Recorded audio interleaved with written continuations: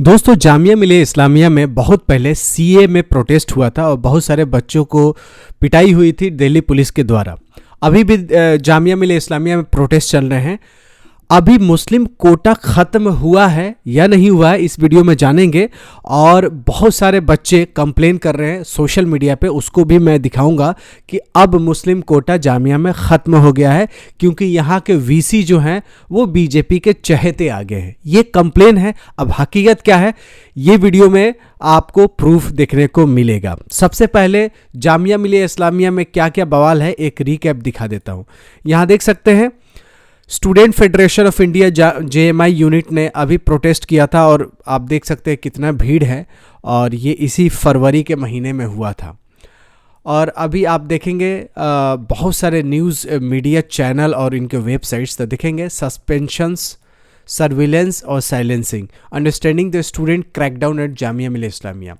फिर दूसरा एक न्यूज़ ये है कि Jamia Millia Islamia faces allegation of undetermining minority character under new vice chancellor. New vice chancellor के अंडर ये यूनिवर्सिटी है, इनके रेजिम में बहुत सारे चीज़ें जामिया में बदलाव हो रहा है। अभी जामिया वायलेट्स मुस्लिम रिजर्वेशंस इन पीएचडी एडमिशन। तो अगर पीएचडी एडमिशन्स में मुस्लिम रिजर्वेशंस की वायलेशंस हुई है तो और अदर कोर्सेज में भी हो सकती है। तो इस साल हो सकता है कि चीज़ें बदल जाए, लेकिन बदलेगा नहीं बदलेगा आगे मैं डिटेल में बताऊंगा। Jamia opposes in Delhi high court police seeking EWS quota. तो कुछ बच्चों ने मिलके कंप्लेन किया था कि जामिया में ईडब्ल्यूएस का कोटा होना चाहिए, जो कि जनरल जो भी स्टूडेंट है उनको इकोनॉमिक कंडीशंस को देख के उनको कोटा दिया जाता है। लेकिन जामिया में 50% ऑलरेडी रिजर्व सीटें हैं माइनॉरिटीज़ के लिए, इसलिए ईडब्ल्यूएस कोटा लागू नहीं होता है। तो जामिया ने इसको अपोज किया था। द हिंदू में देखिए अभी हाल फिलहाल में जनवरी 23 की ये न्यूज़ है कि दिल्ली हाई कोर्ट ने नोटिस भेजा है जामिया को कि ओबीसी स्टूडेंट का आप कोटा देंगे या नहीं देंगे जो फ्री कोचिंग होता है उसमें। तो कहीं ओबीसी कोटा के लिए दिल्ली हाई कोर्ट में कंप्लेन की जा रही है जामिया के लिए, कहीं ईडब्ल्यूएस कोटा के लिए की जा रही है, कहीं पीएचडी के एडमिशन्स में वायलेशंस हो रही है, कितने सीटें में जनरल को दिया गया है, कितने में माइनॉरिटी के दिया है। अभी इसी को लाइव लॉ पे, जो कि लॉ का ही न्यूज़ कवर करता है, इसमें भी देख सकते हैं कि दिल्ली हाई कोर्ट ने जामिया मिलिया इस्लामिया को नोटिस दिया है पीआईएल पे कि आप रेजिडेंशियल कोचिंग एकेडमी में ओबीसी का कितना रिजर्वेशन देते हैं नहीं देते हैं, क्या आपका स्टैंड्स है। वहीं आप देखेंगे देश के बड़ी न्यूज़पेपर हिंदुस्तान टाइम्स में भी लिखा है कि high court ask Jamia stand after PIL 6 OBC students admission in coaching academy. AVP पे भी आप देख सकते हैं, आनंद बाजार पत्रिका जो एवीपी न्यूज़ है इसमें भी देख सकते हैं कि दिल्ली हाई कोर्ट ने इशू किया है नोटिस जामिया को, UGC over PIL seeking guidelines for OBC and EWS. यहाँ ईडब्ल्यूएस के भी बात की जा रही है, यूपीएससी के फ्री कोचिंग जो जामिया में हो, क्योंकि यह ज़बरदस्त यहाँ पे सिलेक्शन हो रहा है। अब मजहर साहब कौन है? तो मजहर साहब अभी बने हैं वाइस चांसलर, जो कि जामिया मिलिया इस्लामिया के वाइस चांसलर है, बिहार के रहने वाले हैं। इनका बायोडाटा देखेंगे विकिपीडिया पे तो मजहर साहब नज़मा अख्तर के बाद हुए हैं वाइस चांसलर। ये रहने वाले हैं पूर्वी चंपारण के, और यहाँ पे देख सकते हैं कि लहसनिया कोई गांव है, वहाँ पे इनकी पैदाइश हुई है। और ये एवीबीपी के मेंबर है, यानी अखिल भारतीय विद्यार्थी परिषद, जो कि आरएसएस का एक ऑर्गेनाइजेशन है। तो आरएसएस के ऑर्गेनाइजेशन है अखिल भारतीय विद्यार्थी परिषद। तो विद्यार्थी परिषद के ये मेंबर थे कब? जब जेएनयू में इनकी पढ़ाई चल रही थी तब। अब जेएनयू में क्या क्या पढ़ाई कर रहे थे? तो जेएनयू में इन्होंने पोस्ट ग्रेजुएशन किया है और डॉक्टरेट डिग्री भी हासिल की है। अब किस फील्ड में की है वो भी मैं बताऊंगा। अभी देख लीजिए कि आसिफ जी की बॉर्न 1971 में हुई थी लहसनिया गांव में, जो कि पटाही पुलिस स्टेशन ईस्ट चंपारण यानी पूर्वी चंपारण डिस्ट्रिक्ट में भोजपुरी भाषी आदमी है। इन्होंने पीएचडी भी किया, पीजी किया जेएनयू से। वहीं इनके मुलाकात हुई अखिल भारतीय विद्यार्थी परिषद से, जो कि आरएसएस का शाखा है। अब वहाँ पे इन्होंने इंडियन मेडिवल हिस्ट्री पे पढ़ाई किया और सूफीज़्म पे पढ़ाई किया, और ये वहाँ प्रोफेसर हैं। और इनकी पूरी बायोडाटा मैंने खोलने की कोशिश की, जो कि जामिया का वेबसाइट पर यहाँ पे है, प्रोफेसर मजहर आसिफ बायो नोट। इस पे मैंने जानने की कोशिश की कि इन्होंने पढ़ाई क्या क्या किया है। तो पढ़ाई में इनका लिखा है कि साफ साफ कि इन्होंने पर्शियन लैंग्वेज में ग्रेजुएशन किया है, पोस्ट ग्रेजुएशन किया, डॉक्टोरल डिग्री भी किया है, किसमें, फारसी में। तो इन्होंने graduation, post graduation, doctoral Persian language और लिटरेचर में किया है। इनको पीएचडी डिग्री मिली है किस टॉपिक पे, तो Persian language and literature in India during first half century of 20th century in 2002 from JNU itself. तो 2002 में इन्होंने पीएचडी की डिग्री हासिल की है। Subsequently, he was conferred a post-doctoral degree on socio-cultural history of Assam from Persian sources। यानी doctor करने के बाद भी इन्होंने डिग्री की है, जिसको बोलता है पोस्ट डॉक्टोरल डिग्री, इन्होंने 2009 में हासिल की है। 1996 से ये department of Persian Guwahati university में थे, असम में थे। असम के बाद इन्होंने JNU ज्वाइन किया, centre for Persian and central culture में 2017 में, मतलब 2009 में यहाँ पे कहाँ पे थे, असम में थे। उसके बाद 2017 में ये JNU आए। उसके बाद JNU में इन्होंने बहुत सारे पोस्ट हेल्ड किए हैं। डीन भी रहे हैं school of language literature and culture के, डीन रहे हैं school of arts and ethics के, चीफ विजिलेंस ऑफिसर रहे हुए हैं, चेयरमैन रहे हैं रीजनल सेंटर एडवाइजरी के, एसोसिएट डीन भी रहे हुए हैं, चेयरपर्सन भी रहे हुए हैं, चीफ कोऑर्डिनेटर रहे हैं, हेड ऑफ पर्शियन रहे हैं, member of NAC peer teams रहे हैं। बहुत सारे इन्होंने पोर्टफोलियो अपने प्रोफाइल में हेल्ड किया है। और इनको प्रेसिडेंट मेडल भी मिला है अफगानिस्तान से। और प्राइम मिनिस्टर इंडिया 1993 में मिथिला रत्न सम्मान 2011 में इन्होंने हासिल की। यानी डे बाय डे इनकी प्रोफाइल मतलब बहुत ही गजब के प्रोफाइल है, तभी आज के डेट में जामिया के VC बने हैं। बहुत लोगों को लगेगा कि ये बोलते हैं थोड़ा भोजपुरी टंग में तो उतनी क्वालिफाइड नहीं होंगे। देखिए, लैंग्वेज वो ज़मीन के वजह से होता है, यानी भौगोलिक क्षेत्र पे डिपेंड करता है। तो भाषा बचपन में जो चीज़ जहाँ पे बच्चे पढ़ते हैं उसी के अकॉर्डिंग हो जाता है, लेकिन बहुत क्वालिफाइड है। तो इनको लगता ही है, आप लोगों को लग गया होगा कि ये विद्यार्थी परिषद के मेंबर्स रहे हैं, यानी RSS के जो ऑर्गेनाइजेशन है वहाँ रहे हुए हैं।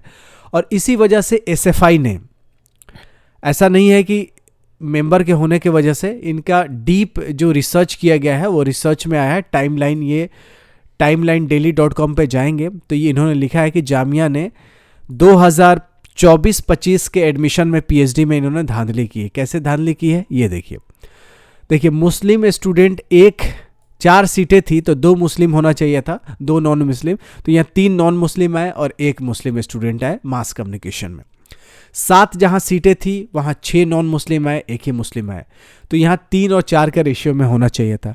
उसी तरह centre for north east studies and policy में 9 सीटें थी जिसमें 8 नॉन मुस्लिम स्टूडेंट आए, 1 ही मुस्लिम आए। Centre for study of social inclusion में 1 सीटें थी जिसमें से 1 नॉन मुस्लिम आए। Department of adult and continuing education and extension में 2 सीटें थी, 2 के 2 नॉन मुस्लिम ले गए। Department of applied science and humanities में 2 सीटें थी, 2 के 2 नॉन मुस्लिम के खाते में गया। Department of art history and art appreciation में 3 सीटें थी जिसमें से 2 नॉन मुस्लिम और 1 मुस्लिम। डिपार्टमेंट ऑफ इंग्लिश जिसमें सबसे ज़्यादा सीटें होती है 27 सीटें, इसमें से 15 नॉन मुस्लिम को सिलेक्शन हुआ। डिपार्टमेंट ऑफ हिस्ट्री में 12 सीटें थे जिसमें 10 सिलेक्शन हुआ। डिपार्टमेंट ऑफ साइकोलॉजी में 10 में से 8 नॉन मुस्लिम, जबकि 50-50% हुआ। इसी तरह बाकी जितने भी सेंटर है उसमें नॉन मुस्लिम 50% से ज़्यादा है, जबकि रिजर्वेशंस में साफ साफ है कि 50% मुस्लिम का ही रिजर्वेशन होगा। तो एक यहाँ पे ये रिसर्च की बात है और जांच की विषय है। अब बहुत सारे लोगों ने स्टेप लिया, लेकिन SFI के स्टैंड देखे तो इन्होंने साफ साफ लिखा है कि जामिया जो है वो पीसफुल प्रोटेस्ट कर रहे थे, इसको इन्होंने ब्रूटली अटैक करके बच्चों को हटाया है जामिया में, और जो कि बिल्कुल सही नहीं है। तो ये SFI के वेबसाइट पे जाएंगे तो आप पाएंगे यहाँ वर्सी मना रहे थे, फिर इस साल बवाल हुआ। अब इरोजन ऑन रिजर्वेशन इन्होंने SFI अंडरस्कोर जामिया, ये इंस्टाग्राम पे इनका पेज है। SFI Jamia strongly condemned these violations and firmly stand with the student of Jamia in their fight to protect the university legacy of justice and equality। मतलब justice नहीं मिला, equality नहीं मिला, क्योंकि जो पीएचडी में एडमिशन्स 50% मुस्लिम का होना चाहिए था वो नहीं हुआ। इसको इन्होंने यहाँ डिटेल में एसएफआई ने मेंशन किया है। और इसके साथ इन्होंने कहा यह है कि mandated Kota's while the imposition of EWS reservations. तो क्या ईडब्ल्यूएस रिजर्वेशन लग गया है, जबकि ईडब्ल्यूएस रिजर्वेशंस में साफ साफ ने जामिया इसको अपोज किया था। कब किया था? मई 23, 2023 में, जबकि जब ये मजहर साहब नहीं थे वीसी, उस वक्त कोई और थे। तो ये अपोजिशंस फेस किया था हाई कोर्ट ने कि नहीं हमारे ईडब्ल्यूएस नहीं हो। एसएफआई यही एलिगेशन लगा रहा है कि हो सकता है, अभी ये क्लियर जब जामिया के ऑफिशियल्स इसका क्लैरिफिकेशन देंगे तभी इसको पक्का माना जाएगा। मैं सोशल मीडिया के न्यूज़ पढ़ के आपको बता रहा हूँ, इसकी ऑथेंटिसिटी ज़्यादातर नहीं होती है, लिखने को कोई कुछ भी लिख सकता है सोशल मीडिया पे।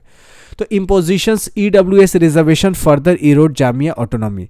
तो stand with us in defending Jamia principle of justice and equality, ये एसएफआई ने मेंशन किया है। यह एसएफआई ये लिखता है कि student united in solidarity with the 17 suspended student of Jamia शाम इनकलाब, अ cultural evening organized by the United Student of Jamia at Central Canteen through revolutionary shairi, songs and spirited performance. Students showcased their unwavering support and determination to fight for justice. The movement to reclaim Jamia campus and democratic space will continue until our demands are met. तो शाम इनकलाब में ये canteen पे इन्होंने क्या किया था? एक तरह का प्रोटेस्ट किया था, गाना गा के, शायरी करके और कुछ परफॉर्मेंस करके स्टूडेंट अपना सपोर्ट शो कर रहे थे। इस पे भी एक्शन हुआ है। आगे लिखते हैं, जामिया ने एक ऑफिशियल प्रेस रिलीज किया है। इसमें लिखा है, student activist and academician unite at Jantar Mantar in solidarity with the suspended Jamia student. 19 फरवरी के, बस इसी फरवरी में कुछ दिन पहले student federation of India Jamia Millia Islamia unit committee ने इसको क्या किया है? प्रेस रिलीज किया। इसमें लिखा है कि हम लोग प्रोटेस्ट करेंगे।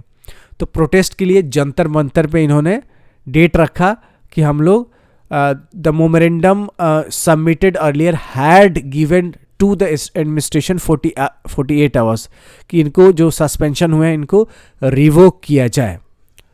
तो comrade Sakshi, one of the suspended student FI president moderator event, highlighted the administration has criminalised student for organising reading session, cultural activities and other gathering. She emphasized that the August 2022 memorandum violates student fundamental constitutional rights to freedom of expression and assembly. ये बहुत सारे detail में है, लेकिन SFI unit साफ साफ आप picture में देख सकते हैं कि इसको प्रोटेस्ट कर रही है कि 17 सस्पेंडेड स्टूडेंट है, उनको जल्दी से उनका सस्पेंशन को रिवोक किया जाए, यानी जो सस्पेंशंस है उनको वहाँ से सस्पेंड ना करके रेगुलर किया जाए. तो ये सब चीज़ें हैं, आप देख सकते हैं आए दिन कुछ ना कुछ जामिया में हो रहा है. ये हो रहा है लेके कि रिजर्वेशंस को छेड़ा जा रहा है, ईडब्ल्यूएस का कोटा का केस करके, ओबीसी को केस करके एडमिशन में बिल्कुल डिफरेंट स्ट्रेटजी अपनाया जा रहा है. तो इससे बच्चे नाराज़ हैं, जो कि सोशल मीडिया पे आप देख सकते हैं. सोशल मीडिया पे वीडियोस मिल जाएगा, फ़ोटोज़ मिल जाएंगे, न्यूज़पेपर में आपको कहीं बहुत सारे आर्टिकल मिल जाएगा, जिसको मैंने फटाफट करके मैंने दिखाने की यहाँ पे कोशिश की है. आप देख सकते हैं यहाँ पे फ्रंट लाइन की ये न्यूज़ है, ये क्लेरियन के न्यूज़ है, ये आपका टाइम लाइन का न्यूज़ है. उसी तरह ईटीवी इकोनॉमिक्स टाइम्स देख सकते हैं, द हिंदू का देख सकते हैं, लाइव लॉ के देख सकते हैं, हिंदुस्तान टाइम्स के देख सकते हैं, एबीपी का देख सकते हैं, एबीपी नहीं एबीपी का, आनंद बाज़ार पत्रिका, मजहर साहब का विकीपीडिया पेज दिखाया जिसमें अखिल भारतीय विद्यार्थी परिषद साफ साफ लिखा हुआ है.